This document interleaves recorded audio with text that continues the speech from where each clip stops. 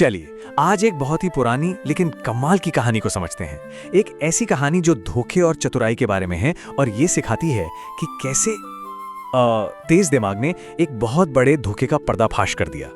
मतलब सवाल यह है कि होता क्या है जब एक शातिर दिमाग का सामना एक और भी तेज दिमाग से होता है।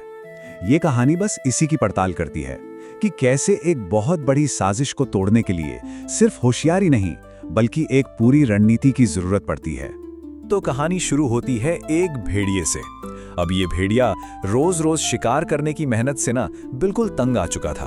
उसे चाहिए था एक आसान रास्ता, कोई शॉर्टकट जिससे बिना मेहनत के ही काम हो जाए। और बस इसी एक सोच ने जन्म दिया एक बहुत ही खतरनाक प्लान को। एक ऐसा प्लान जिसका हथियार कोई पंजा या दांत नहीं बल्कि पूरे जंगल का भरोसा था। तो भेड़िए ने सोच लिया कि भाई जो काम ताकत से नहीं हो पा रहा है ना, उससे अब आस्था का, भरोसे का चोला पहनकर किया जाएगा। तो ठीक है, आइए देखते हैं कि भेड़िए ने ये सब किया कैसे उसने स्टेप बाय स्टेप बड़ी ही होशियारी से अपनी एक झूठी पहचान बनाई। तो जंगल के बाकी जानवरों का भरोसा जीतने के लिए भेड़िए ने एक बिल्कुल फूल प्रूफ 3 स्टेप का प्लान बनाया। अब ये जो चमत्कार था उसके पीछे का राज क्या था? असल में ये कोई चमत्कार था ही नहीं, ये तो एक बहुत ही चालाकी से प्लान किया गया धोखा था। भेड़िए ने पहले ही बच्चे को एक ऐसी जड़ी बूटी खिला दी थी जिससे पेट में दर्द हो और वो दर्द अपने आप ही थोड़ी देर में ठीक हो जाता। मतलब टाइमिंग का खेल था सारा। और फिर आया प्लान का अगला हिस्सा, एक कॉमन दुश्मन बनाना। देखिए इसका फायदा, भेड़िया आराम से अपना शिकार करता रहा और सारा इल्जाम किस पर गया? एक अनदेखे रहस्यमयी शैतान पर। अब शक की कोई गुंजाइश ही नहीं बची थी। लेकिन कहानी में एक ट्विस्ट तो होना ही था।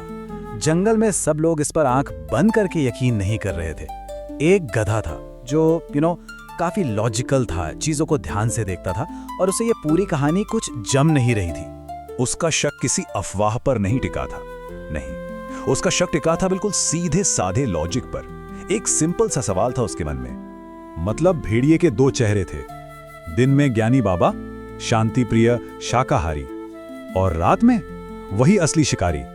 और इसी दोहरेपन, इसी पाखंड को देखकर गधे ने ठान लिया कि वो रात में छिपकर सच का पता जरूर लगाएगा। और बस एक रात उसे मौका मिल ही गया। उसने अपनी आंखों से देखा कि कैसे भेड़िया एक बेचारे खरगोश को फुसलाकर झाड़ियों में ले गया और उसे मार डाला। अब शक यकीन में बदल चुका था। जो बाबा था वही धोखेबाज था और वही शैतान भी।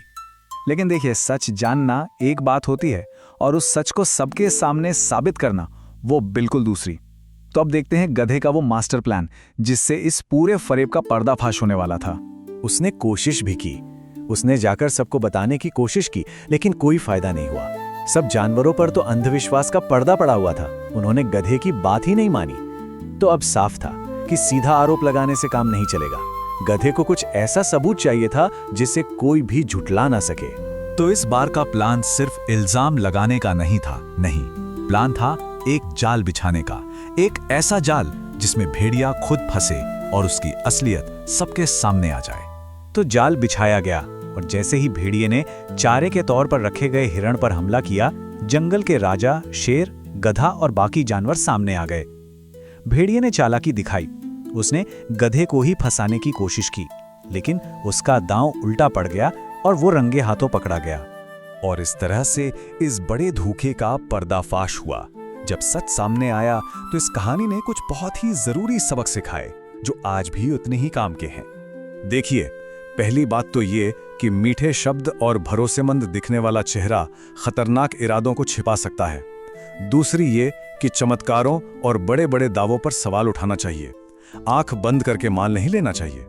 तर्क और अपनी आंखों से देखी हुई चीजें धोखे के खिलाफ सबसे बड़े हथियार हैं। और आखिर में किसी झूठ का पर्दाफाश करने के लिए सिर्फ चिल्लाना काफी नहीं होता, एक सोची समझी रणनीति की जरूरत पड़ती है।